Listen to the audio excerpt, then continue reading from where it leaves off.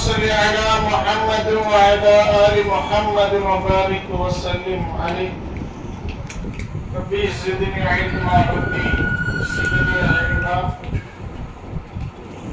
அளவற்ற அருளாளனும் நிகரற்ற அன்புடையவனுமாகிய ஏகவல்லோன் அல்லாஹ் ஒருவனுக்கே எல்லா புகழும் உரித்தாகட்டுமாக.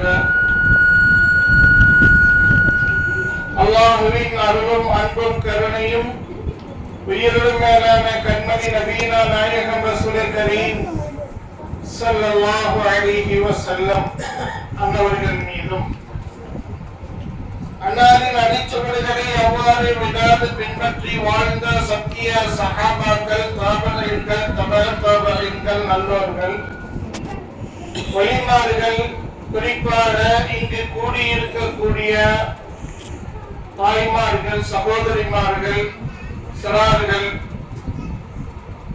சகோதரர்கள் மற்றும் நம் குடும்பத்தார்கள் அனைவர்களின் மீதும் அல்லாஹ்வின் அருள் என்றென்றும் நீங்காமல் இருந்து நிலவட்டுமாக. ஆமீன். அல்ஹம்துலில்லாஹ். சங்கிக்கும் கண்ணியத்துக்கும் மரியாதைக்கும் உரிய பகுதியில் மார்க்கத்தின் சேவையை விரிவுபடுத்தும் விதமாக அழகிய விதத்தில் நிஸ்வான் மதரசாவை நிறுவி அதை திறன்பட செயலாற்றிக் கொண்டிருக்கக்கூடிய, மேலும் அதை மையமாக வைத்து பெண்களுக்கென்று மார்க்கத்தை போதிக்கும் விதத்தில் பல்வேறு விதங்களில் மார்க்க சேவைகளை செய்து கொண்டிருக்கக்கூடிய பாசத்துக்குரிய நண்பர் ஹசரத் அவர்கள் இங்கு திரளாக வருகை தந்து மார்க்கத்தை அறிந்து கொள்ள வேண்டும் என்கின்ற ஆசையுடன் கூடியிருக்கக்கூடிய என் அருமை தாய்மார்கள், சகோதரிமார்கள், உங்கள் அனைவருக்கும் எனது சலாத்தினை சமர்ப்பித்துக் கொள்கிறேன். அஸ்ஸலாமு அலைக்கும் வரஹ்மத்துல்லாஹி தஆலா வ பரகாத்துஹு. சங்கைக்குரிய தாய்மார்களே, சகோதரிகளே, பயான் விஷயத்திற்குள் செல்வதற்கு முன்பாக ஒரே ஒரு விஷயத்தை உங்களுக்கு நான் ஞாபகப்படுத்துகிறேன். பல நேரங்களில் பல பொருட்களுடைய மதிப்பை நாம் உணர மாட்டோம். மதிப்பை உணராமல் இருப்பதின் விளைவு உலகத்தில் எத்தனையோ விஷயங்களை இழந்ததற்கு பிறகு, நம் கையை விட்டு போனதற்கு பிறகு நாம் கவலைப்பட்டது உண்டு. இந்த பொருளை மிஸ் பண்ணிட்டோமே, இதை விட்டுட்டோமே, இந்த வீடை விட்டுட்டோமே என்று கவலைப்படக்கூடிய வழக்கம் நம்மளிடத்தில் இருக்கிறது. அந்த அடிப்படையில இப்ப நாம கூடி இருக்கக்கூடிய இந்த சபை, இந்த மஜ்லிஸ், இதனுடைய மகத்துவம் என்ன, இது அல்லாஹ்விடத்தில் எந்த இடத்துல எந்த அந்தஸ்தில் இருக்கிறது என்பதை ஞாபகப்படுத்த வேண்டிய பொறுப்பு எனக்கு இருக்கிறது. அறிந்து கொள்ள வேண்டிய கடமையும் உங்களுக்கு இருக்கிறது. நம்ம டீ குடிக்கிறதுக்கெல்லாம் வந்திருக்கிறோம். ஒரு டீ, ஒரு வடை, இதுக்காகவும் ஒரு மணி நேரத்தை நம்ம வேஸ்ட் பண்ணி உட்கார்ந்து இருக்கிறோம் இல்ல. கொள்வதனால் என்ன பயன் கிடைக்கும்? பயான கேட்டு அதன் பிரகாரம் நடக்கிறோம், அதை வாழ்வியலில் கொண்டு வருகிறோம்ங்கிறது இரண்டாவது விஷயம்.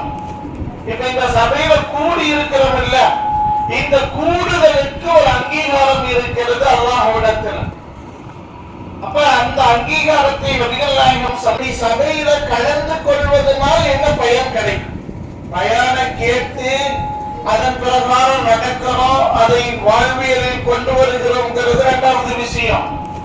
இப்ப இந்த சபையில கூடி இருக்கிறோம் இல்ல, இந்த கூடுதலுக்கு ஒரு அங்கீகாரம் இருக்கிறது அல்லாஹ்விடத்தில். அப்ப அந்த அங்கீகாரத்தை நபிகள் நாயகம் ஸல்லல்லாஹு அலைஹி வஸல்லம் அவர்கள் சொல்லித் தருகிறார்கள். லா யகூது கௌமுன் யذكرون அல்லாஹ இல்லா ஹஃபத்துஹுல் மலாயிகத்து. ஒரு கூட்டம், அந்த கூட்டத்தினர்கள் அல்லாஹ்வை நினைவு கூறுவதற்காக வேண்டி ஒன்று கூடுவார்கள் என்று சொன்னால், யாரை பத்தி பேச இருக்குங்க? அல்லாஹ்வை அல்லாஹ்வை பற்றியும் ரசூலை பற்றியும் மார்க்கத்தை பற்றியும் நினைவு கூறுவதற்காக வேண்டி மக்கள் ஒன்று கூடுவார்கள் என்று சொன்னால் அந்த கூட்டத்திலே ஹப்பத்தஹுல் மலாயிகத்து மலக்குமார்கள் அந்த கூட்டத்திலே சூழ்ந்து கொள்கிறார்கள். என் அருமை தாய்மார்களே, ஏதோ 10-100 பேர் நீங்க தான் உட்கார்ந்து இருக்கிறீங்க நினைத்துக் கொள்ளாதீர்கள். நம் மஜ்லிஸிலே அல்லாஹ் மலக்குமார்களை சூழ வைத்திருக்கிறார். இந்த மஜ்லிஸ் மலக்குமார்கள் சூழ்ந்து இருக்கக்கூடிய மஜ்லிஸ். ஏன்னா அல்லாஹ்வை பத்தி பேசுற மஜ்லிஸ்.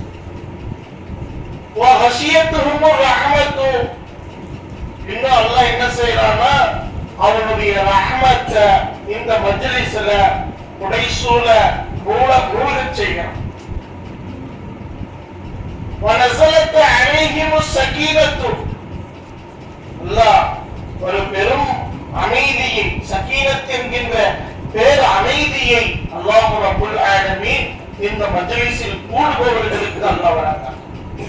அப்ப மலக்குமார்கள் ஒன்று கூடுகிறார்கள், அல்லாஹ்வுடைய ரஹ்மத்து நம்மை சூழ்ந்து கொள்கிறது, சகீனத்துங்கிற அமைதி இறங்குது. இதையும் தாண்டி வதக்கரஹுல்லாஹு ஃபீமன் இன்தஹு, அல்லாஹ் அவனிடத்தில் அருகாமையில் இருக்கக்கூடிய மலக்குமார்களிடத்தில் அல்லாஹ் சொல்லுகிறானாம, மலக்குகளே நீங்க என்ன சொன்னீங்க, மனிதனை படைக்கிறேன் என்று சொன்ன பொழுது, யா அல்லாஹ் உன்னை வணங்குறதுக்கு நாங்க இருக்கிறோம், உன்னை நினைவு கூற நாங்க இருக்கிறோம், அப்புறம் எதுக்கு பூமியில குழப்பம் செய்யக்கூடிய ரத்தம் ஓட்டக்கூடிய மனிதனை நீ படைக்கிறாய் என்று அவர்கள் கேள்வி கேட்ட பொழுது அப்ப அல்லாஹ் ஒரு பதில சொல்லிட்டான், எனக்கு எல்லாம் தெரியும், நீங்க சும்மா இருங்க.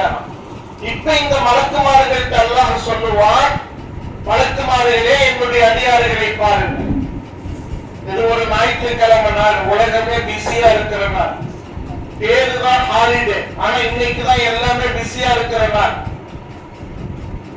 ஆனா இந்த ஞாயிற்றுக்கிழமை நாட்களில் இந்த பகுதியில் இந்த தாய்மார்கள், சகோதரிமார்கள், பெண்கள் அவர்களுக்கு எத்தனையோ வேலைகள் இருக்கிறது. அவங்க கணவர் வாரம் முழுவதும் வேலைக்கு சென்று வருபவர், அல்லது உறவுகள் வீடுகளுக்கு போகிறது, நல்ல உணவு சமைக்கிறது, எத்தனையோ வேலைகளுக்கு மத்தியில் பசி, தாகம், ஆசைகள் எல்லாவற்றையும் விட்டுவிட்டு என்னை பற்றி பேசக்கூடிய மஜ்லிஸிலே என் தாய்மார்கள், சகோதரிமார்கள் கலந்து கொள்கிறார்களே என்று அல்லாஹ் ரப்புல் ஆலமீன் நம்மை பற்றி பெருமைப்பட அந்த மலக்குமார்களிடத்தில் பேசுகிறான் என்று நபிகள் நாயகம் ஸல்லல்லாஹு அலைஹி வஸல்லம் அவர்கள் சொல்லித் தருகிறார்கள் என்று சொன்னால், சங்கையான தாய்மார்களே, அப்படிப்பட்ட மஜ்லிஸாக இந்த மஜ்லிஸை நாம் அமைக்க வேண்டும். புரியுதுங்களா? ஏதோ சடங்குக்கு வந்தோம், உட்கார்ந்து 1 மணி நேரம், எத்தனையோ இடத்துக்கு 1/2 மணி நேரம் 1 மணி நேரம் போறோம், அது மாதிரி இது ஒரு மஜ்லிஸ் என்று நினைக்காதீர்கள். அப்ப என்ன செய்யணும் என்று சொன்னால், மன ரீதியாக, உள்ளம் ரீதியாக நீங்கள் தயாராகிக் கொள்ளுங்கள். அல்லாஹ்வை பற்றி பேசுவதற்கு, அல்லாஹ்வை பற்றி பேசுவதை கேட்பதற்கு நாம் வந்திருக்கிறோம். யாரை பத்தி பேச போறோம்? அல்லாஹ்வை பற்றி தான் பேசுகிறோம். அப்ப அதனால மன ரீதியாக நீங்கள் அப்படி ஒரு நிலைக்கு வந்து விட்டீர்கள் என்று சொன்னால், இந்த மஜ்லிஸ் அல்லாஹ்விடத்தில் அங்கீகரிக்கப்பட்ட மஜ்லிஸாக, இந்த மஜ்லிஸ் அல்லாஹ் ரப்பல் ஆலமீன் அவனிடத்தில் பெருமைப்பட பேசப்படக்கூடிய மஜ்லிஸாக இந்த மஜ்லிஸ் ஆகும். இன்ஷா அல்லாஹ் அப்படி தயாராகிறாங்களா? சவுண்ட் இல்லாம இருப்பீங்களா? முயற்சி செய்யுங்க இன்ஷா அல்லாஹ். அல்லாஹ்விடத்துல இந்த மஜ்லிஸ் நம்ம பெருமைப்பட பேசப்படக்கூடிய மஜ்லிஸாக அல்லாஹ் ஆக்குவார்கள். சங்கையான தாய்மார்களே, பொதுவாகவே பெண்கள் என்று சொன்னாலே பரஸ்பரம் அவர்களிடத்தில் ஆண்களை காட்டிலும் அதிகமான தியாக மனப்பான்மை கொண்டவர்கள் தான் பெண்கள். ஆண்களை பொறுத்த வரைக்கும் அவர்களிடத்தில் இருக்கக்கூடிய சில பண்புகளை, சில குணாதிசயங்களை, சில உணர்வுகளை எந்த இடத்திலுமே விட்டுக் கொடுக்க மாட்டார்கள். எந்த இடத்திலையுமே அவர்களுக்கென்று இருக்கக்கூடிய சில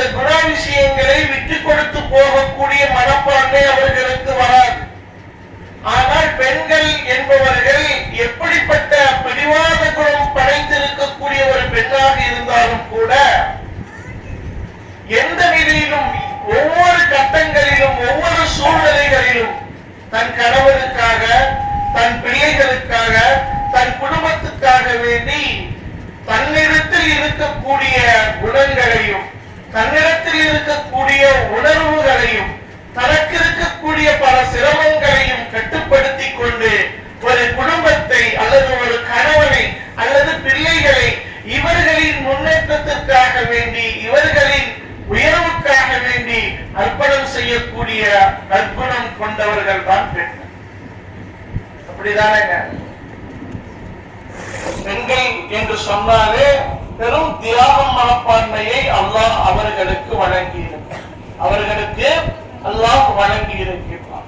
நாம் உலகத்திலே சராசரியாக எல்லா பெண்களையுமே நாம் எடுத்துக் கொள்வோம் என்று சொன்னால், எந்த பெண்களாக இருந்தாலும் சரி, தங்களுக்கென்று ஏதாவது ஒன்றை இழக்கக்கூடியவர்களாகத்தான் இருக்கிறார்கள் பிறருக்காகவே. திருமணம் முடிக்கின்ற பொழுது தன் சொந்த குடும்பத்தையே இழந்து விட்டு இன்னொரு குடும்பத்திற்கு செல்கிறார்கள். உறவுகள் அத்தனையும் இழக்கிறார். இப்படி பெரும் தியாக மனப்பான்மை கொண்டிருக்கக்கூடிய என் சமூகத்து பெண்களுக்கு, என் சமுதாய பெண்களுக்கு நான் ஒரு அழகிய ஒரு உபதேசத்தை எடுத்து சொல்ல வேண்டும் என்று ஆசைப்படுகிறேன். நீங்கள் உலகத்தில உங்கள் கணவனுக்காக வேண்டி, உங்கள் பிள்ளைகளுக்காக வேண்டி, உங்கள் குடும்பங்களுக்காக வேண்டி எதையோ இழக்கிறீர்கள், எதையோ தியாகம் செய்கிறீர்கள். இப்படிப்பட்ட நீங்கள் அல்லாஹுக்காக வேண்டி எதை அர்ப்பணம் செய்திருக்கிறீர்கள் என்று என்கின்ற சிந்தனையை உங்களிடத்தில் நான் எழவேன். அல்லாஹுக்காக வேண்டி உலகத்தில் நாம் எதை அர்ப்பணம் செய்திருக்கிறோம்? அல்லாஹுக்காக வேண்டி நாம் எதை தியாகம் செய்திருக்கிறோம்? அல்லாஹுக்காக வேண்டி உலகத்தில் எதை நாம் விட்டுக் கொடுத்திருக்கிறோம்? இது வேண்டாம், என் ரப்புக்கு பிடிக்காது என்று எதை விட்டுக் கொடுத்திருக்கிறோம்? அப்ப உலகத்தில் தியாகத்தையும் பல விஷயங்களை, பல உணர்வுகளையும் விட்டுக் கொடுப்பதற்கு தயாராக இருக்கக்கூடிய தாய்மார்கள் யாருக்காக? அழிந்து போகக்கூடிய உலக உறவுகளுக்காக வேண்டி, அழிந்து போகக்கூடிய உலக உறவுகளுக்காக வேண்டி நாம் என்ன செய்கின்றோம்? எத்தனையோ விஷயங்களை விடுவதற்கு தயாராக இருக்கக்கூடிய நாம் அல்லாஹுக்காக வேண்டி எதை விட்டிருக்கிறோம், அல்லாஹுக்காக வேண்டி எதை செய்திருக்கிறோம் என்கின்ற சிந்தனை நம்மளிடத்தில் இல்லாமல் இருக்கின்றது. அல்லாஹ் நாடினால் இன்றைய தினத்திலே உங்களுடைய உள்ளத்திலே அப்படி ஒரு சிந்தனையை எழுப்ப வேண்டும் என்று நான் ஆசைப்படுகிறேன்.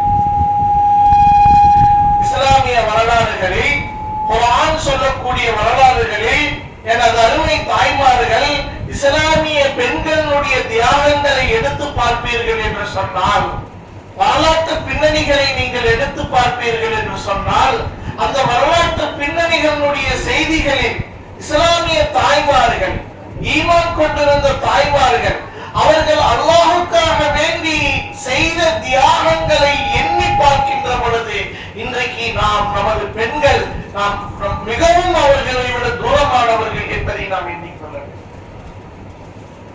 எவ்வளவோ வரலாற்று நிகழ்வுகள் பெண்களை பற்றி இஸ்லாமிய வரலாறுகள் கூறுகின்றன.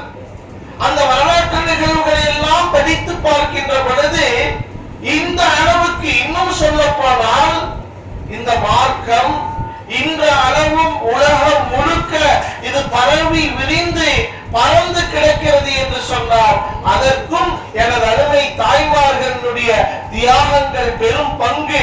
சொல்லப்போனால் ஆண்களுக்கு நிகராக தாய்மார்களுடைய பங்களிப்பு மிக அதிகமாக இருக்கிறது என்பதை நான் சொல்ல கடமைப்பட்டிருக்கிறேன். சங்கையான தாய்மார்களே, நம்மளிடத்தில் அல்லாஹுக்காக வேண்டி அர்ப்பணம் செய்யக்கூடிய மனப்பான்மை, குணாதிசயங்களை நாம் எழுப்ப வேண்டும். எந்த அளவுக்கு சிலர் அல்லாஹ்வுக்கு அர்ப்பணம் செய்யணும், அந்த அளவுகள் என்ன இருக்கிறது? என் கணவனுக்காக நான் இந்த அளவுக்கு தியாகம் செய்வேன், என் குழந்தைகளுக்காக என்னையே தியாகம் செய்வேன். எந்த அளவிற்கு? என் குழந்தைக்காக நான் சாப்பிடாமல் இருந்திருக்கிறேன், என் குழந்தைக்காக எனக்கு பிடித்த உணவுகளை விட்டிருக்கிறேன், குழந்தைகளுக்காக வேண்டி இப்படியெல்லாம் நான் இருந்திருக்கிறேன், என் குடும்பத்திற்காக வேண்டி இப்படியெல்லாம் நான் என்னை சிரமப்படுத்தி இருக்கிறேன். என் கணவருக்காக, என் பிள்ளைகளுக்காக, என் குடும்பத்திற்காக என்னை இப்படியெல்லாம் சொன்னால் அல்லாஹ்வுக்காக வேண்டி என்னுடைய அர்ப்பணம் எந்த அளவுக்கு இருக்க வேண்டும், எந்த லெவலுக்கு என்னுடைய தியாகம் இருக்க வேண்டும் என்று சொன்னால் அல்லாஹ்வுடைய கட்டளைகளை, அல்லாஹ்வுடைய கடமைகளை நிறைவேற்றக்கூடிய விஷயத்திலே மும்முரமானவர்களாக, அதை எந்த நிலையிலும் எந்த சூழ்நிலையிலும் யாருக்காக வேண்டியும் அதை விட்டுக் கொடுக்காதவர்களாக நாம் இருக்க வேண்டும். யாருக்காக வேண்டியும் அல்லாஹ்வுடைய கடமைகளையும் கட்டளைகளையும் எந்த சூழலிலும், அது கணவனுக்காக வேண்டி, பிள்ளைகளுக்காக வேண்டி, குடும்பத்துக்காக வேண்டி, எதற்காக வேண்டியும் அல்லாஹ்வுடைய கட்டளைகளை நாம் விடாமல் பற்றி பிடித்தவர்களாக இருக்க வேண்டும். அல்லாஹ்வுடைய கட்டளைகள்ல எதை முதல் தரமாக எடுத்துக்கொள்வது? முதல் தரமாக அல்லாஹ்வுடைய கட்டளை என்று சொன்னால் அல்லாஹ் நமக்கு நம் மீது ஏவி இருக்கக்கூடிய லா இலாஹ இல்லல்லாஹ் என்று நாம் உள்ளத்தில் வைத்திருக்கக்கூடிய இந்த ஈமான் இருக்கின்றது. ஈமான் தான் அல்லாஹ்வுடைய முதல் கட்டளை. மனித இனத்திற்கு, மனித குலத்திற்கு, இந்த சமூகத்திற்கு அல்லாஹ் ரப்புல் ஆலமீன் முதல் கட்டளையாக, கடமையாக எதை விதிக்கிறான் என்று சொன்னால் ஈமான் கொள்ள வேண்டும். லா இலாஹ இல்லல்லாஹ், அல்லாஹ்தான் வணக்கத்திற்குரியவன், அவனை தவிர வேறு யாரும் இல்லை என்று நம்பிக்கை கொண்டிருக்கிறோமோ இல்லையோ, இந்த ஈமானை பாதுகாக்க வேண்டிய பொறுப்பு நமக்கு இருக்கிறது. அது என்ன சொல்றது? எப்ப பாரு லா இலாஹ இல்லல்லாஹ் சொல்லித்தானே இருக்கிறோம். லா இலாஹ இல்லல்லாஹ் சொல்லிட்டு ஏதோ தொழுகாம இருக்கிறோம், நோன்பு வைக்காம இருக்கிறோம், ஈமானோடு தானே நாங்க வாழ்ந்துகிட்டு இருக்கிறோம் அப்படின்னு நீங்க நினைக்கலாம். என் அருமை சகோதரிமார்களே, தாய்மார்களே, இன்றைய கால சூழல் எப்படி இருக்கிறது என்று சொன்னால், நாம் சமூகத்திடமிருந்து எப்படி ஒரு உரையில் போடப்பட்டிருக்கக்கூடிய வாள் அந்த உரையிலிருந்து அழகாக உருவப்படுகிறதோ, அதுபோல நம் சமூகத்திடமிருந்து இன்றைக்கு ஈமான், முஸ்லிம்களாக காட்சியளிக்கிறார்கள், ஈமான் அவர்களை அறியாமலேயே இன்று பறிக்கப்படுகிறது என்பதை நாம் புரிந்து கொள்ள வேண்டும். ஒரு காலத்துல சகோதரி மக்கள்கிட்ட என்ன இருக்குன்னு சொன்னா, தவறு செய்வார்கள், பாவம் செய்வார்கள். ஒரு பாவம் செய்பவர்கள் என்னாக மாட்டாங்கன்னு சொன்னா, ஈமானை விட்டு வெளியே போக மாட்டாங்க. குற்றவாளி, பாவத்துக்குரிய தண்டனை கிடைக்கும். ஆனா இன்றைக்கு சமூகத்துல என்ன ஒரு நிலையை ஏற்படுத்துறாங்கன்னு சொன்னா, பாவத்தை ஆகுமாக்குகிறார், குற்றத்தை ஆகுமாக்குகிறார்கள். குற்றவாளிகளை, தவறுகளை, தவறாக பேசுபவர்களை இழிவாக பேசுறாங்க, அவங்கள பிற்போக்கு சிந்தனைவாதியா பேசுறாங்க. ஒரு செய்தி, நீங்க பெண்கள் தாய்மார்கள் எல்லாம் டிவி ப்ரோக்ராம்ல பார்த்திருப்பீங்க. இன்னைக்கு டிவி ப்ரோக்ராம் நிறைய பார்க்கறீங்க. இப்ப ஒரு பெண்மணி, ஒரு இஸ்லாமிய பெண்மணி ஒரு விவாதத்துல பேசுறாங்க. எப்படி, எந்த தலைப்புல பேச வராங்கன்னு சொன்னா, தனது பெற்றோர்களை முதியோர் இல்லத்தில் விடுவது சரின்னு பேச வராங்க. தனது பெற்றோர்களை முதியோர் இல்லத்தில் விடுவதுதான் சரி அப்படின்னு பேச வராங்க. இந்த அம்மா அந்த தாயை பார்க்கலைன்னா குற்றவாளி, தாயை கவனிக்காம இருந்திருந்தாங்கன்னா பாவி, தாயை கொண்டு போய் பெற்றோர் இல்லத்தில் விட்டிருந்தாலும் கூட பாவிதான். ஆனா அதை எப்ப அந்த அம்மா சரின்னு பேச வராங்களோ, அப்ப அவங்களுடைய ஈமானே இல்லாமல். ஏன்னா அல்லாஹ் தாயை பாதுகாக்க வேண்டும் என்று சொல்லி இருக்கின்ற பொழுது, அதற்கு எதிராக இவர்கள் அது அப்படி இல்ல, பார்க்க வேண்டிய தேவையில்லை, அதுதான் பார்க்காமல் இருப்பதுதான் சரி என்று பேச முன்னெடுக்கின்ற பொழுது, எப்ப ஒரு குற்றத்தை, ஒரு பாவத்தை அல்லாஹ் தடுத்ததை ஆகமாக்குகிறார்களோ, அப்பொழுது அவர்களிடத்தில் ஈமான் போயிடும். இப்படித்தான் இன்னைக்கு சமூகத்துல என் தாய்மார்கள், சகோதரிமார்கள் விளங்கிக் கொள்ள வேண்டும். நீங்க நிறைய இன்னைக்கு பெண்களிடத்துல ரீல்ஸ் போடக்கூடிய கலாச்சாரங்களும், டிக்டாக்கில் வரக்கூடிய கலாச்சாரங்களும் வளர்ந்து கொண்டிருக்கின்றன. இப்ப இந்த சகோதரிமார்கள், இந்த பெண்கள் எல்லாம் என்ன சொல்லுகிறார்கள், எதை ஒப்பீடு செய்கிறார்கள் என்று சொன்னால், ஏன் அஜித்குமார் பயான் பேசுறது இல்லையா, வீடியோ போடுறது இல்லையா? அஜித்குமார் பயான் பேசி வீடியோ போடுறதும் இவர்களுடைய வீடியோவும் ஒன்றுபடுத்தி பேசக்கூடிய சூழலில் பெண்கள் இருக்கிறார்கள். அப்ப நான் அததான் சொல்ல வரேன், ஒரு தவறு செய்வது வேறு, தவறை ஆகமாக்குவது வேறு. அப்ப இப்படி நம்மளுடைய ஈமான் என்ன செய்யப்படுகிறது என்று கலட்டப்பட்டு கொண்டிருக்கிறது. நம்மளிடத்திலிருந்து ஈமான் உருவப்பட்டு கொண்டிருக்கிறது. அப்ப இந்த ஈமானை நாம் பாதுகாக்க வேண்டும். நம்மளுடைய பெண் மக்களிடத்திலே ஈமானை வலுப்படுத்த வேண்டும். ஈமான் நபிகள் நாயகம் ஸல்லல்லாஹு அலைஹி வஸல்லம் அவர்கள் சொன்னார்கள், உங்களை 2 துண்டாக வெட்டப்பட்டாலும் சரி, நெருப்பிலே போட்டு புசுக்கப்பட்டாலும் சரி, நீங்கள் இந்த ஈமானை விட்டுறாதீங்க. ஈமானை என்ன செஞ்சிடாதீங்க, விட்டு விடாதீர்கள் என்று நபிகள் நாயகம் ஸல்லல்லாஹு அலைஹி வஸல்லம் சொன்னார்கள். என் அருமை தாய்மார்களே, சகோதரிகளே, இன்று அற்ப விஷயங்களுக்காக வேண்டி, ஒரு ஆணுடைய துணைக்காக வேண்டி ஈமானை கலட்டி விட்டு செல்லக்கூடிய இஸ்லாமிய பெண்களை நாம் பார்க்கிறோம். அற்பமான சினிமாக்களுக்காக வேண்டி, அற்பமான உலகத்தினுடைய காரியங்களுக்காக வேண்டி நமது சகோதரிகள் என்ன செய்கிறார்கள், ஈமானை துறந்து விட்டு செல்லக்கூடிய சூழ்நிலை பார்க்கிறோம். நாம போன பெண்களை தப்பா பேசுறது இல்ல, ஆனால் என் தாய்மார்கள், சகோதரிமார்கள் ஈமானுடைய மகத்துவத்தை விளங்கிக் கொள்ள வேண்டும். கடுகளவு ஈமான் இருந்தாவாச்சு நாளைக்கு மறுமையில தப்பிக்கலாம். கடுகளவுக்கு ஈமான் இருந்தாவது நாளை மறுமையில் தப்பிக்கலாம். போயிட்டாங்களே சொல்லி கவலைப்பட வேண்டியது இல்ல. 10 பேர் இந்த தீனில இருந்து போறாங்கன்னா 100 பெண்கள், வலுவான பெண்கள் இந்த தீனுக்குள்ள இன்னைக்கு வராங்க.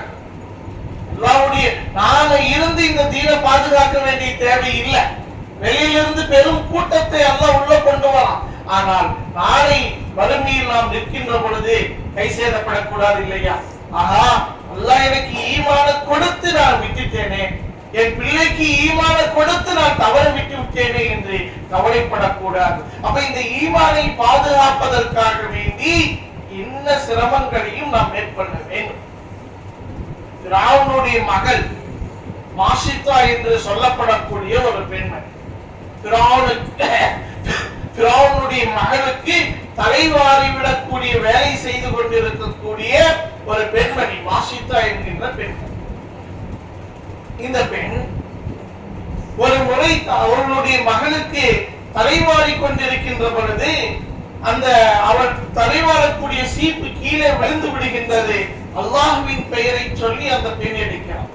அப்ப ஃபிரௌனுடைய மகள் சொல்றா, என் தந்தை தான கடவுள், என் தந்தை தான ரப்பு, நீ வேற யாரையோ பேர் சொல்றியே என்கின்ற செய்தி ஃபிரௌனிடத்தில் போகின்றது. அப்ப ஃபிரௌனிடத்தில் போகின்ற பொழுது அந்த பெண் சொன்னால், இல்லை, உன்னையும் உனது தந்தையையும் எல்லாவற்றையும் படைத்த ரப்பு அல்லாஹ் ஒருவன் தான் என்கின்ற ஈமானை வெளிப்படுத்தினார். அப்ப அந்த ஈமானை வெளிப்படுத்தியதற்காக வேண்டி ஃபிரௌனிடமிருந்து அந்த பெண்ணுக்கு ஏற்பட்ட நிலைகள் நிறைய கேட்டிருப்பீங்க. எந்த அளவுக்கு அந்த பெண் துன்புறுத்தப்பட்டாள் என்று சொன்னால், அந்த பெண் அவளுடைய பெண் குழந்தைகளை எல்லாம் வரிசையாக தீயில் போடப்பட்டு கொல்லப்பட்டார்கள்.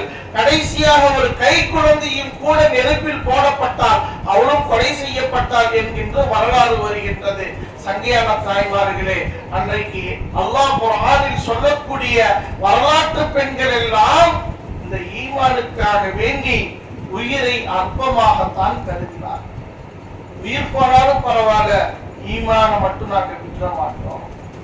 இப்ப நம்மளிடத்துல அந்த மனப்பான்மை நம்மளிடத்தில் வர வேண்டும். நம் பிள்ளைகளுக்கு அதை ஊட்ட வேண்டும். குறிப்பாக பெண் குழந்தைகளுக்கு, பள்ளி கல்லூரிகளுக்கு சென்று பயின்று கொண்டிருக்கக்கூடிய நமது பெண் குழந்தைகளுக்கு ஈமானுடைய மகத்துவத்தை புரிய வையுங்க. ஈமான் எவ்வளவு முக்கியமானது என்பதை புரிய வையுங்க. ஈமானை எந்த நிலையிலும் விடக்கூடாது அப்படிங்கறத நாம குழந்தைகளுக்கு புரிய வச்சோம் சொன்னோம்னா, நாம மௌத்தா போனாலும் நிம்மதியா மௌத்தா போலாம். குழந்தைகளுடைய எதிர்காலம் நல்லா. இன்றைக்கு பெற்றோர்கள் என்ன நினைக்கிறோம்னு சொன்னா, பிள்ளைகளுடைய ஃபியூச்சர் நல்லா இருக்கணுங்கிறதுக்காக வேண்டி உங்களை நீங்க அர்ப்பணம் செய்கிறீங்க, பெரும் தியாகம் செய்கிறீர்கள். எந்த பெற்றோரும் பிள்ளைகள் கெட்டு போக வேண்டும், பிள்ளைகள் வீணாகி விட வேண்டும் என்று யோசிப்பது கிடையாது. எல்லா பெற்றோரும் தாய் தந்தை என்கின்ற அந்தஸ்தை அடைந்ததற்கு பிறகு முழுக்க முழுக்க உங்களுடைய வாழ்க்கை அத்தனையும் உங்களுடைய குழந்தைகளுக்காக வேண்டி அர்ப்பணம் செய்கிறீர்கள். ஆனால் அந்த குழந்தைகளுடைய பாதுகாப்பு எதில் இருக்கிறது என்பதை மட்டும் புரிய தவறி விடுகிறேன். உங்க பிள்ளைகளுக்கு வீடு கட்டி கொடுக்கிறீங்க, எத்தனையாவது இவ்வளவு பவுன் நம்ம போட்டு ஒரு நல்ல மாப்பிள்ளைக்கு கட்டி கொடுக்கணும்னு நினைக்கிறீங்க. நம்மளுடைய சொத்துல நம்ம குழந்தைகளுக்கு பங்கு இருக்கணும்னு நினைக்கிறீங்க. இது எல்லாம் கொடுத்துறீங்க. ஈமான் அந்த அளவுக்கு பலமா கொடுத்தோமா? இது எல்லாம் கொடுத்துட்டோம், ஈமான கொடுக்கல அப்படின்னு சொன்னா நாளை மறுமையில் இதே பிள்ளைகள் உங்களிடத்தில் கேள்வி கேட்பார்கள். மறுமையில் உலகத்தில் எல்லாமே கொடுத்தீங்களே, எங்களுக்கு ஏன் ஈமானுடைய உணர்வை தரல, ஈமானை பற்றி உண்டான விளக்கத்தையே எங்களுக்கு தரலே என்று நாளை மறுமையில் ரப்பின் முன்பு கேட்பார்கள். சங்கைக்குரிய தாய்மார்களே, உங்களுடைய குழந்தைகளுக்கு ஈமானையும் இறையச்சத்தையும் சாலிஹீன்களாக நீங்கள் விட்டு செல்வீர்கள் என்று சொன்னார். உங்க பிள்ளைகளை நல்லவர்களாக நீங்கள் விட்டு செல்வீர்கள் என்று சொன்னார். இந்த பிள்ளைகள் நாளை மறுமையில் உங்களுக்கு பொறுப்பேற்றுக் கொள்வார்கள். நீங்க மொத்த போயிட்டீங்கன்னா அவங்க உங்களுக்கு பொறுப்பு. நல்லவர்களாக விட்டு சென்று பொருளாதாரம் இல்லாதவர்களாக இருந்தால் அந்த நல்லவர்களுக்காக வேண்டி அல்லாஹ் பொறுப்பேற்றுக் கொள்ளும். அதாவது தாய் பிள்ளைகள் என்கின்ற இந்த உறவுகளுக்கு மத்தியில அல்லாஹ் குர்ஆனிலேயும் நபிகள் நாயகம் ஸல்லல்லாஹு அலைஹி வஸல்லம் அவர்கள் ஹதீஸிலேயும் இரண்டு விஷயங்களை சொல்லி காட்டுகிறார். அதாவது நபிகள் நாயகம் ஸல்லல்லாஹு அலைஹி வஸல்லம் அவர்கள் சொல்லுவார்கள், ஒரு மனிதன் உலகத்திலே மரணித்து விட்டான் என்று சொன்னால் அந்த மனிதன் அவன் எந்த அமல்களும் செய்ய முடியாது, மூன்று விஷயங்களை தவிர என்று சொல்லுவார். அதுல அவன் பெற்றெடுத்த பிள்ளைகள் சாலிஹீன்களாக இருந்தான். அவன் பெற்றெடுத்த பிள்ளைகள் சாலிஹீன்களாக இருந்தால், நல்லோர்களாக நாம வளர்த்தி உருவாக்கிட்டோம் சொன்னா இவர்கள் செய்யக்கூடிய எல்லா நற்பயன்களும் அந்த பெற்றோருக்கு வரும். எப்ப நீங்க கையில் எதுவுமே செய்ய முடியாமல் மன்னரைக்கு சென்றதற்கு பிறகு, பெற்றோர்கள் இந்த உலகத்தை விட்டு பிரிந்ததற்கு பிறகு, மன்னரைக்கு சென்றதற்கு பிறகு உங்களால் எந்த நன்மையும் சம்பாதிக்க முடியாது என்கின்ற சூழலில் நீங்கள் ஆனதற்கு பிறகு உங்கள் பிள்ளைகள் சாலிஹீன்களாக இருந்தால் அல்லாஹ் நன்மையை உங்களுக்கு தருகிறான். அதே குர்ஆனில் வேறொரு சம்பவத்தை அல்லாஹ் சொல்லுகிறான். பெற்றோர்கள் சாலிஹீன்களாக இருந்தால், அதாவது பிள்ளைகள் சாலிஹீன்களாக இருந்தால் பெற்றோர்கள் இயலாமல் நன்மைகளை சம்பாதிப்பதற்குரிய இயலாமல் ஆன அந்த காலத்திலே இந்த பிள்ளைகளை வைத்து அல்லாஹ் பெற்றோர்களுக்கு நன்மையை கொடுக்கிறான். இந்த உலகத்தில் பெற்றோர்கள் சாலிஹீன்களாக இருந்து பிள்ளைகளை நல்ல வளர்த்தி மரணித்து விட்டார்கள் என்று சொன்னால் உங்களுடைய பிள்ளைகள் உங்களுடைய கண்களுக்கு பிறகு அவர்கள் பொருளாதாரத்திலேயோ உலகம் சார்ந்த காரியங்களிலேயோ அவர்கள் பலவீனமாக இருந்தால், நீங்கள் நல்லவர்களாக இருந்தால் அவர்களுக்கு அல்லாஹ் பொறுப்பேற்றுக் கொள்கிறார். அல்லாஹ் குர்ஆனில் மூசா அலைஹிஸ்ஸலாம் ஹித்ர் அலைஹிஸ்ஸலாம் அவர்களுக்கு மத்தியில் நடந்த ஒரு வரலாற்று பின்னணியை சொல்லுகின்ற பொழுது ஒரு இடத்திலே ஹித்ர் அலைஹிஸ்ஸலாமும் மூசா அலைஹிஸ்ஸலாம் அவர்கள் ஒரு ஊருக்கு நுழைகிறார். பொதுவா ஒரு ஊருக்கு போனா அந்த ஊர்ல வரக்கூடிய வெளியூர்காரர்களை கவனிக்க வேண்டும், விருந்தோம்பல் செய்ய வேண்டும். ஆனா மூசா அலைஹிஸ்ஸலாம் ஹித்ர் அலைஹிஸ்ஸலாம் அந்த ஊருக்கு போறாங்க, அந்த ஊர்க்காரங்க அவங்களை கண்டுக்கல, மதிக்கல. அப்ப அந்த ஊரை விட்டு வெளியே வருகின்ற பொழுது அங்க ஒரு சுவர், ஒரு கட்டிடம் இடிந்து விழக்கூடிய நிலையில் இருக்கிறது. அப்ப ஹித்ர் அலைஹிஸ்ஸலாம் போய் என்ன செய்யறாங்கன்னா அந்த சுவற்றை சரி செஞ்சு நிப்பாட்டுறாங்க. அப்ப மூசா நபி கேட்கிறாங்க, ஏங்க தேவையில்லாத வேலையை செய்யறீங்க, இந்த ஊர்க்காரங்க நம்மளை கவனிக்கவும் இல்ல, விருந்தும் கொடுக்கல, நம்மளை மதிக்கல, அப்ப அந்த சுவற்றை அப்படியே விட்டுற வேண்டியதானே, எதுக்கு நீங்க சரி செஞ்சு கொடுக்கிறீங்க, இல்லன்னா சரி செஞ்சதுக்கு பகரமா கூலி வாங்குங்கன்னு சொல்றாங்க. அப்ப ஹித்ர் அலைஹிஸ்ஸலாம் சொல்லுகிறார்கள், அல்லாஹ் இத குர்ஆன்ல சொல்றான், இந்த சுவற்றுக்கு கீழ் சில சொத்துக்கள் இருக்கின்றது. அந்த பெற்றோர்கள் தங்களுடைய பிள்ளைகளுக்காக வேண்டி இத வச்சுட்டு மௌத்தா இருக்கிறாங்க. அந்த பெற்றோர்கள் சாலிஹீன்களா இருந்தாங்க. அல்லாஹ் குர்ஆன்ல சொல்றான், பெற்றோர்கள் யாரா இருந்தாங்க, நல்லவர்களாக இருந்தார்கள். அதனால அந்த பிள்ளைகள் அவர்கள் சக்தி பெறக்கூடிய அளவுக்கு, அவர்கள் வயோதிகம் வரும் அளவுக்கு இந்த பொருளை பாதுகாக்க வேண்டும் என்று அல்லாஹ் முடிவு செய்திருக்கிறான் என்று சொல்லுகிறார். ஒன்னு யோசிச்சு பாருங்க, உங்க பிள்ளைகள் சாலிஹீன்களாக நீங்கள் வளர்த்து விட்டால், நீங்க மௌத்தா போய் மண்ணறையில அடுத்தடுத்த நிகழ்வுகள் இருக்கின்ற பொழுதும் கூட உங்களுடைய மறுமைக்கு அல்லாஹ் பொறுப்பேற்றுக்கிறான் உங்களோட பிள்ளைகளை கொண்டு. நீங்க சாலிஹீன்களாக இருந்தால் உங்களுடைய பிள்ளைகளினுடைய துன்யாவுக்கு அல்லாஹ் பொறுப்பேற்றுக் கொள்கிறான். அப்ப எது அடிப்படை அப்படின்னு சொன்னோம்னா இந்த இஸ்லாம், இந்த ஈமான் தான் நமக்கு அடிப்படை. இது சரியாக இருந்தால் அல்லாஹ் மறுமைக்கும் பொறுப்பேற்கிறார், துன்யாவுக்கும் பொறுப்பேற்கிறார். இதை மறந்துவிட்ட நம் சமூகம் நாம் என்ன நினைக்கிறோம் என்று சொன்னால், நாம சொத்து சேர்த்து வச்சா நம்மள மாதிரி நம்ம குழந்தையை கஷ்டப்பட கூடாது, நம்மள மாதிரி நம்ம பிள்ளைங்க வறுமையில் இருந்திடக்கூடாது என்று அவர்களுக்கு துன்யாவையே முழுக்க சம்பாதித்து கொடுக்கிறோம். சொத்து கொடுப்பது தவறில்லை என வெறுமை தாய்மார்களே, நகைகளை கொடுப்பது தவறில்லை. அதே அளவிற்கு அவர்களுக்குள் நீங்கள் இறையச்சத்தையும் ஈமானையும் கொடுக்கவில்லை என்று சொன்னால் நாளை மறுமையிலே நஷ்டவாளிகளாக வந்து நிற்பார். மறுமையில நாம கவலைப்படுவோம், நம்ம பிள்ளைகள் நம்மளை நோக்கி கேள்வி கேட்பாங்க, என்ன எங்களை இப்படி விட்டு விட்டீர்களே என்று கேள்வி கேட்பார்கள்.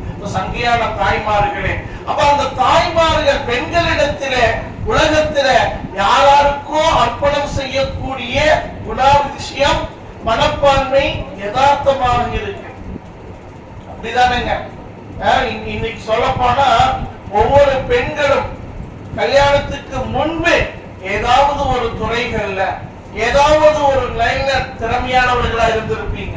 ஆனா கல்யாணம் முடிச்சதுக்கு பிறகு கணவனுடைய குடும்பத்தின் சூழ்நிலையை கருதி உங்களுடைய உணர்வுகளை எல்லாம் அப்படியே ஒரு பக்கம் விட்டுட்டீங்க. குடும்பம் தான், குழந்தைங்க தான் அப்படின்னு சொல்லி வாழ ஆரம்பிச்சிட்டீங்க.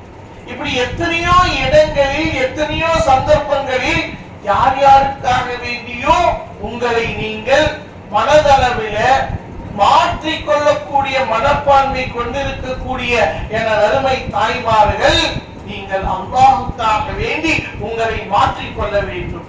அல்லாஹுக்காக வேண்டி உங்களை நீங்கள் திருத்திக் கொள்ள வேண்டும். அல்லாஹுக்காக வேண்டி நீங்கள் அர்ப்பணம் செய்வதற்கு, தியாகம் செய்வதற்கு நீங்கள் முற்பட வேண்டும். இந்த காலத்தில் நாம் அல்லாஹுக்காக வேண்டி முற்பட வேண்டியது என்ன, அல்லாஹுக்காக வேண்டி தியாகம் செய்வது என்ன என்று சொன்னால், இன்றைய காலத்திலே ஷைத்தான் உங்களுக்கு உலகம் எல்லாம் சரிசமம், ஆண் பெண் வித்தியாசங்கள் கிடையாது, நாமும் மற்ற காபிரான பெண்கள், சினிமா துறையில் இருக்கக்கூடிய பெண்கள் உலகத்தினுடைய மோகத்தின் காரணத்தினால் ஆபாச ஆடைகளை அணிந்து கொண்டு வலைத்தளங்களிலே அரைகுறையாக ஆடல் பாடல் காட்சிகளை காட்டிக்கொண்டு அதன் மூலம் வரக்கூடிய நண்பர்கள், அதன் மூலம் வரக்கூடிய அந்த லைக்குகளை கவனித்து மகிழ்ச்சி அடைகிறார்களே, சந்தோஷம் அடைகிறார்களே, பெருமிதம் கொள்கிறார்களே, இது போன்ற விஷயங்களில் மூழ்குவதை நீங்கள் தியாகம் செய்யும். இதெல்லாம் இன்னைக்கு தியாகம். சைத்தான் இழுக்கிறான். சைத்தான் எப்படியாவது நம்ம பெண்கள் கடைசிக்கு ஒரு சமையல் குறிப்பினாச்சும் போட்டோம்னு வந்தோம், ஒரு சமையல் குறிப்பினாச்சு போட்டு வந்தோம். அப்புறம் மறுபடியும் என்ன செய்யறாங்க பெண்கள், இன்னைக்கு ஒரு இஸ்லாமிய சம்பந்தமான வாழ்க்கை விஷயத்தை சொல்லணும் அப்படின்னு சொல்லிட்டு இன்னைக்கு வீடியோக்களை போடக்கூடிய சூழல்களை நாம் பார்க்கிறோம். போட்டுட்டு என்ன எதிர்பார்க்கிறோம், நம்மளை யாரு மதிக்கிறாங்க, நமக்கு யாரு லைக் போடுறாங்கன்னு சொல்லி எதிர்பார்க்கிறோம். சங்கைக்குரிய தாய்மார்களே, இதுவெல்லாம் இன்றைக்கு உலகத்தில் ஷைத்தான் நம்மை வழிகெடுப்பதற்கு பயன்படுத்தக்கூடிய கருவிகள் என்பதை நீங்கள் புரிந்து கொள்ள வேண்டும். ஒவ்வொரு காலத்தில் ஒவ்வொரு விதமாக ஷைத்தானுடைய சூழ்ச்சிகள் இருந்தது. ஷைத்தானுடைய வழிகேடுகள், ஷைத்தான் வழிகெடுக்குதல் என்பது ஒவ்வொரு காலத்தில் ஒவ்வொரு விதமாக இருந்தது. இன்றைய காலத்தை பொறுத்த வரைக்கும் நமக்குள் இருக்கக்கூடிய மீடியாக்கள் மூலமாகத்தான் ஷைத்தான் பெரும் விதமாக நம்மை வழிகெடுத்துக் கொண்டிருக்கிறார். நாம் எப்படி இருக்கணும்னு சொன்னா, குர்ஆனில் சொல்லப்பட்ட பெண்களை போன்று, ஹதீஸிலே வந்த பெண்களை போன்று, சஹாபிய பெண்களை போன்று நம்மளுடைய வாழ்க்கைகளை அல்லாஹ்வுக்காக வேண்டி நாம் அர்ப்பணம் செய்யக்கூடிய மனநிலைக்கு வர எந்த நிலையிலும், எந்த சூழ்நிலையிலும், அது கணவராக இருந்தாலும் சரி, பிள்ளைகளாக இருந்தாலும் சரி, நண்பர்களாக இருந்து யாருக்காக அல்லாஹ் சொல்லிட்டான் அப்படின்னு சொன்னா அல்லாஹ்வுடைய பேச்சுக்கு முன்பு எல்லாம் அர்ப்பணம் என்று நாம் நினைக்க வேண்டும். அல்லாஹ்வுடைய பேச்சுக்கு முன்பு, அல்லாஹ்வுடைய சொல்லுக்கு முன்பு எல்லாம் அர்ப்பணம். அன்னை ஹாஜரா அம்மையார் அவர்கள் வரலாற்றை நாம் புரட்டி பார்க்கின்ற பொழுது, இப்ராஹிம் அலைஹிஸ்ஸலாத்து வஸ்ஸலாம் அன்னவர்கள் அன்னை ஹாஜரா அம்மையார் அவர்களை இன்று இருக்கக்கூடிய மக்கா பிரதேசத்தில் வனாந்தர பாலைவன பகுதி, ஒரு தண்ணீரும் கூட இல்லாத, எந்த வளர்ச்சிகளும் யாரும் இல்லாத காட்டு பகுதியிலே அவர்கள் விட்டு விட்டு திரும்புகின்ற பொழுது அன்னை ஹாஜரா அம்மையா அவர்கள் கேட்டார்கள், உங்களுடைய செயலா அல்லாஹ்வுடைய கட்டளையா என்று கேட்டார்கள். அல்லாஹ்வுடைய கட்டளை என்று சொன்ன உடனே அதை ஏற்றுக்கொண்டார்கள், வாழத் தொடங்கினார்கள். அந்த அல்லாஹ்வுடைய கட்டளைக்கு கட்டுப்பட்டதின் விளைவு இன்றைக்கும் சொல்லக்கூடிய மக்கள், ஹாஜரா அம்மையார் அவர்கள் தன் குழந்தைக்காக வேண்டி, தண்ணீருக்காக வேண்டி ஓடிய அந்த ஓட்டத்தை இன்று ஹஜ் உம்ரா செய்யக்கூடிய ஒவ்வொரு பெருமக்களும், அதுல வேற என்ன அமல், ஒரு அமலும் இல்லை. ஹாஜரா அம்மையார் தன் குழந்தைக்கு தண்ணீர் கிடைக்காதா என்று அங்கேயும் இங்கேயும் ஓடிய அந்த ஓட்டத்தை, அதை அல்லாஹ்வுடைய கட்டளையை நிறைவேற்றுவதில் அவர்கள் காட்டிய அந்த மும்முரம், அல்லாஹுக்காக வேண்டி பொருந்திக் கொண்ட அந்த பொருத்தம், இன்றைக்கு கியாமத்து வரைக்கும் அதை அல்லாஹ் அமல்களாக ஆக்கி வச்சிருக்கிறான். சொன்னா நீங்க அல்லாஹ்வுடைய கட்டளைகளை பின்பற்ற ஆரம்பித்தால் உங்களுடைய பிரச்சனைகள் எல்லாவற்றுக்கும் தீர்வு கிடைக்கும் என்பதை விளங்கிக் கொள்ள வேண்டும்.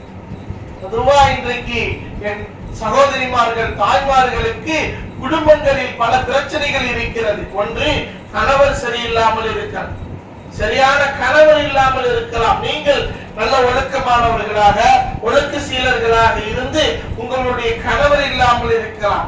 அல்லது திருமணம் முடித்து சென்ற வீடுகளிலே பிரச்சனை உண்டானவர்களாக இருக்கலாம். அல்லது உங்களுடைய பெற்றோர்கள் சரியில்லாமல், சரியான பொருளாதாரம் இல்லாமல் இருக்கலாம். அல்லது குடும்பங்களிலே உங்களுக்கு கடன்களோ இன்னபிற பிரச்சனைகளோ ஏதாவது பொருளாதார ரீதியான பிரச்சனைகளினால் நீங்கள் மனம் துவண்டு இருக்கலாம், மனம் வாடி இருக்கலாம். நீங்கள் நினைத்துக் கொள்ளுங்கள், அல்லாஹுவை பற்றி பிடிப்பீர்கள் என்று சொன்னால் உங்களுடைய பிரச்சனைகளை அல்லாஹ் லேசாக்குவார். வழி அதுதான். நாம நம்மளுடைய அறிவை கொண்டு, நம்மளுடைய மூளையை கொண்டு அதை செஞ்சா இது சரியாயிரும், இப்படி செஞ்சா நம்ம பிரச்சனை தீந்துரும் அப்படின்னு 10 பேரிடத்தில் புலம்புவதன் மூலமாக, உறவுகளிடத்தில் புலம்புவதன் மூலமாக பிரச்சனைக்கு தீர்வு கிடைக்காது. சங்கையானவர்களே, நீங்கள் அல்லாஹ்விடத்திலே நிற்க வேண்டும். அவன் மீது இருக்கக்கூடிய இந்த லா இலாஹ இல்லல்லாஹ்ங்கற கலிமாவுல உறுதியா இருக்கிறீங்கன்னு சொன்னா அப்புறம் அவன்கிட்ட முறையிட வேண்டியது. எப்படி முறையிட வேண்டும்?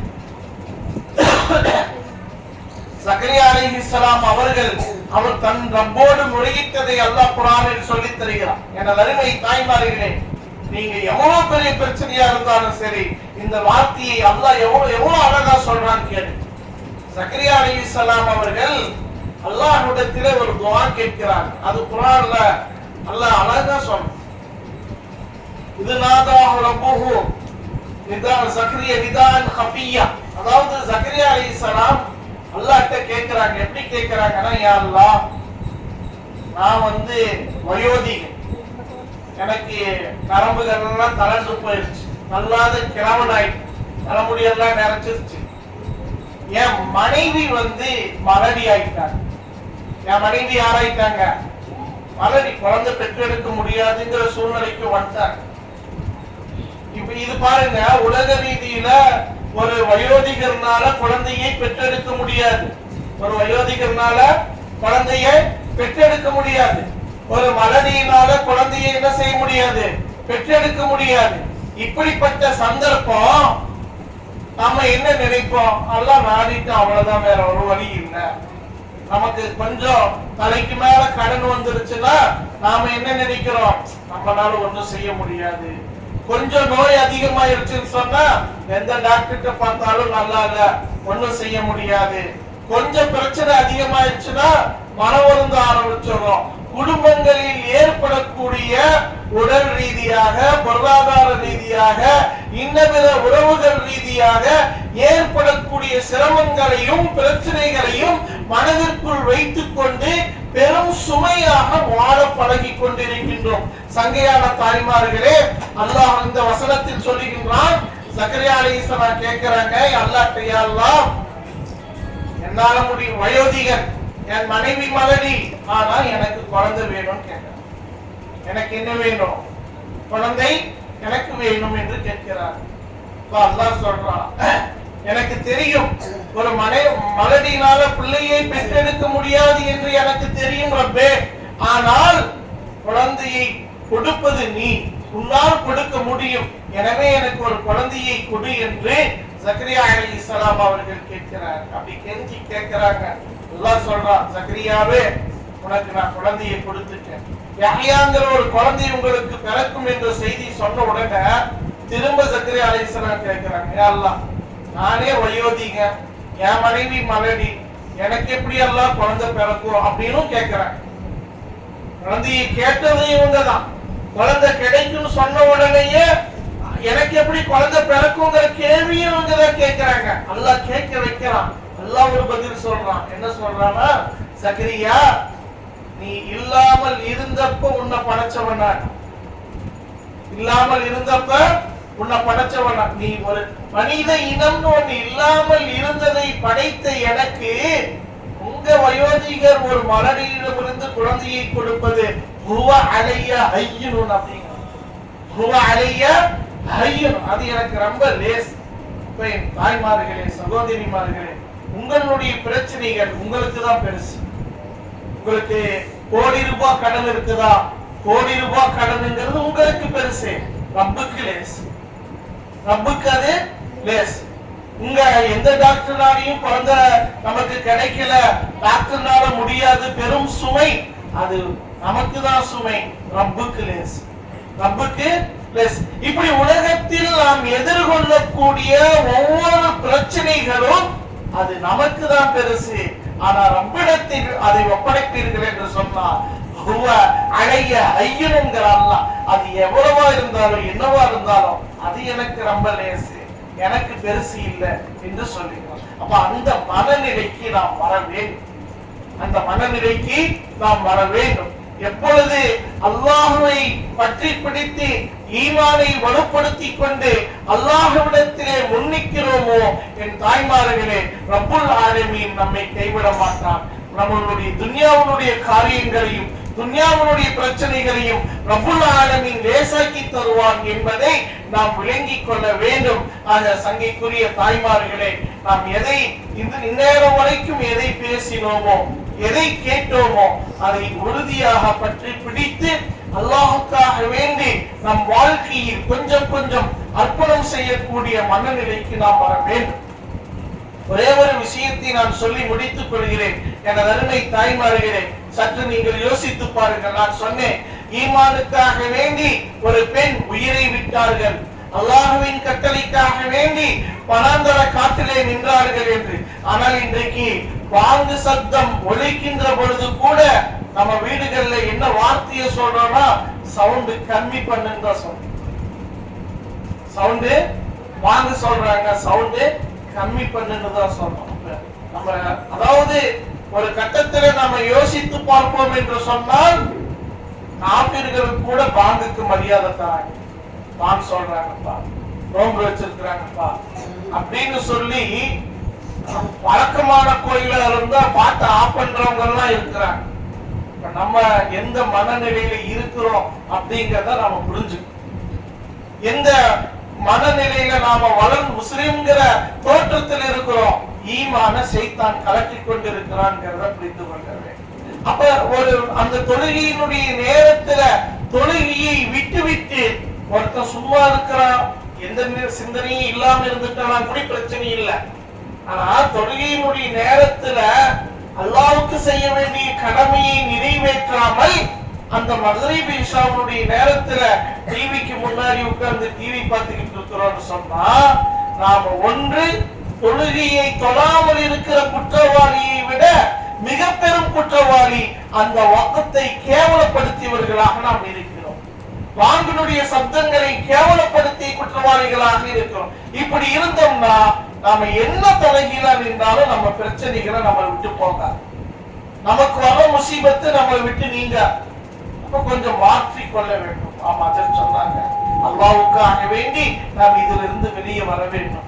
இந்த பழக்கங்கள் கொஞ்சம் இந்த பழக்கங்களிலிருந்து கொஞ்சம் கொஞ்சமாக வெளியே வந்து உங்களுக்கு இங்க அழகான விதத்தில மதரசா ஏற்பாடு பண்ணி தீனுடைய விஷயங்களை கேட்பதற்கு நிறைய வழிகளை ஹஸரத் அவர்கள் ஏற்படுத்தி இருக்கிறார்கள்.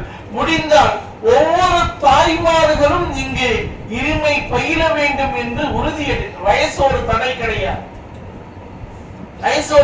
மாசத்துல ஒரு நாள் பயானுக்கு வரதை விட நீங்க என்ன செய்யுங்க, ஒரு 2 மணி நேரம் அல்லாஹ்வுக்காக வேண்டி உலகத்துல 24 மணி நேரம் இருக்கிறது. உங்கள் கணவருக்காக வேண்டி உங்க குழந்தைகளுக்காக வேண்டி எவ்வளவு நேரங்களை ஒதுக்குகிறீர்கள், உங்களுக்காக 2 மணி நேரத்தை ஒதுக்குங்க. மதரசா போயிருவாங்க 2 மணி நேரம். வறுமையில பிள்ளைகளும் கணவர்களும் வந்து நிக்க போறது இல்லை. அவருக்கு சமைக்கணும், பையனுக்கு சமைக்கணும், மதரசாக்குல நேரம் இல்ல. இது எல்லாம் மறுமையில போய் நீங்க சொல்ல முடியுமானா முடியாது. இவங்க எல்லாருமே என்ன செய்வாங்க, யா நப்சி எங்க அம்மா சமைச்சு போட்டாங்க, எங்க அத்தை என் மனைவி அப்படிலாம் நிக்க மாட்டார். அவர் வேலையை தான் பார்ப்பார். அப்ப நீங்க என்ன செய்யுங்க, உங்களுக்கு பாதுகாப்பு மறுமையில நீங்க பதில் சொல்ல வேண்டும் என்று சொன்னால் இங்க ஒரு அழகான களம் உருவாயிருச்சு. உங்களுக்கு அழகான ஒரு மதரசா உங்களுக்கு உருவாயிருச்சு, ஒரு வாய்ப்பு உங்களுக்கு கிடைச்சிருச்சு. அப்ப நீங்க என்ன செய்யணும், ஒரு 2 மணி நேரம் அல்லாஹ்வுக்காக வேண்டி நான் ஒதுக்க வேண்டும், இல்ம நான் படிக்கணும் அப்படிங்கிற உறுதியை நீங்கள் எடுத்துக்கொண்டு நீங்கள் இந்த மதரசாவில் இணைத்துக் கொண்டால் போதும். அல்லாஹ் மற்றதையெல்லாம் அல்லாஹ் கொடுத்துரும். மற்றதையெல்லாம் அல்லாஹ் என்ன செஞ்சிருவான் உங்களுக்கு. நீங்க ஹஜ்ரத் என்னால முடியாது, எனக்கு அந்த அளவுக்கு தாக்கத்து இல்ல, குர்ஆன் எடுக்கிறதுக்கு சக்தி இல்ல, அலிபேத்ரா இந்த வயசுல எதுவுமே யோசிக்காதீங்க. நீங்க ஓதணும், அல்லாஹ்வை அறியணும், ஒரு ஸ்டெப் எடுத்து வைங்க. மதரசாவோட கொண்டு வந்து உங்களை இணைச்சுக்குங்க. அப்புறம் அல்லாஹ் பொறுப்பெடுத்துக்குவோம். நாளை மறுமையில போனா அல்லாஹ் கேட்ப, என்ன செஞ்ச, உனக்காக 2 மணி நேரம் போனேன், நான் கல்வி கத்துக்கிட்டேன், கற்கல, அதெல்லாம் 2வது விஷயம். நான் கற்றுக்கொள்ள வேண்டும், உன்னை அறிந்து கொள்ள வேண்டும் என்று மதரசாவில் என்னை இணைத்துக் கொண்டேன் ரப்பே அப்படின்னு சொன்னா அல்லாஹ் அதை படுத்திக்கணும். இப்படிப்பட்ட ஒரு களம் இருக்கின்ற பொழுது அதை நாம் பயன்படுத்திக் கொள்ள வேண்டும். பயன்படுத்தாமல் விட்டு வறுமையில் நஷ்டவாதிகளாக ஆகிவிடக் கூடாது. சங்கையான தாய்மார்களே, இப்படிப்பட்ட ஒரு நல்ல களத்தை அல்லாஹ் உங்களுக்கு ஏற்படுத்தி இருக்கிறார். இதை இந்த பகுதி மக்கள் அனைவரும் பயன்படுத்தக்கூடிய ஒரு தௌஃபீகை அல்லாஹ் ரஹ்மான் நம் அனைவர்களுக்கும் நல்குவானாக. வாஹிரு தஅவானா அல்ஹம்துலில்லாஹி ரப்பில் ஆலமீன்.